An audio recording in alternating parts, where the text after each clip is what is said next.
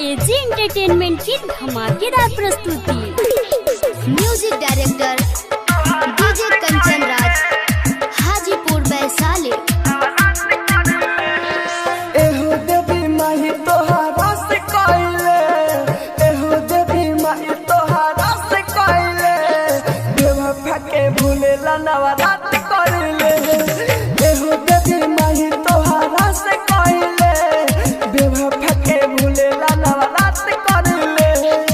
एहो देवी माही तोहरा से कइले, बेवफा के भूलेला नवरात कइले।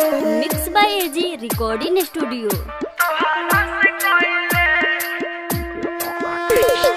डीजे कंचन राज,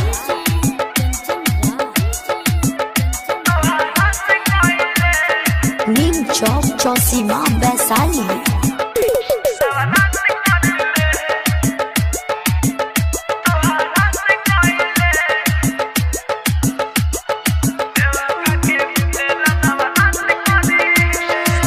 जान से ज्यादा ओकरा के चाहे, तब हमारा नहीं भइला, तब हमारा नहीं भइला।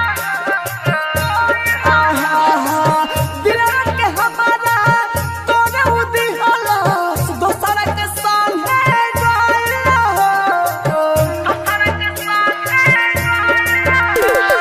दिन लौरी रात तोहर पाठ पढ़ले, दिन लौरी रात तोहर पाठ पढ़ले, बेवफा के भूलेला नवरात करले।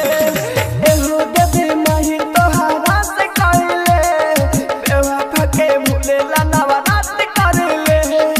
एहो देवी माही तोहरा से कइले, बेवफा के भूलेला नवरात करले। Mix by AG recording studio.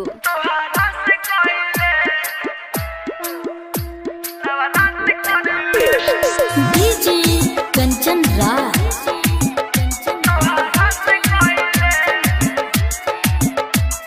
नीम चौक चौसीमा वैशाली।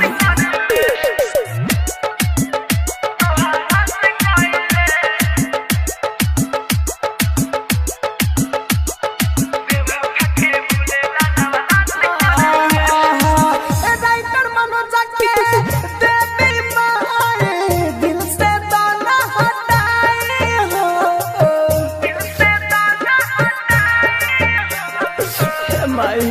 आहा चौखट तोहरा रहु राजधानी, लेला मुड़ी लड़ाई हो, लेला मुड़ी लड़किया नीलरवा सन करिले, लड़किया नीलरवा सन करिले, बेवफा के भूलेला नवरात करिले। एहो देवी माही तोहरा से कइले, बेवफा के भूलेला नवरात करिले। एहो देवी माही तोहरा से कइले, बेवफा के भूलेला नवरात करिले।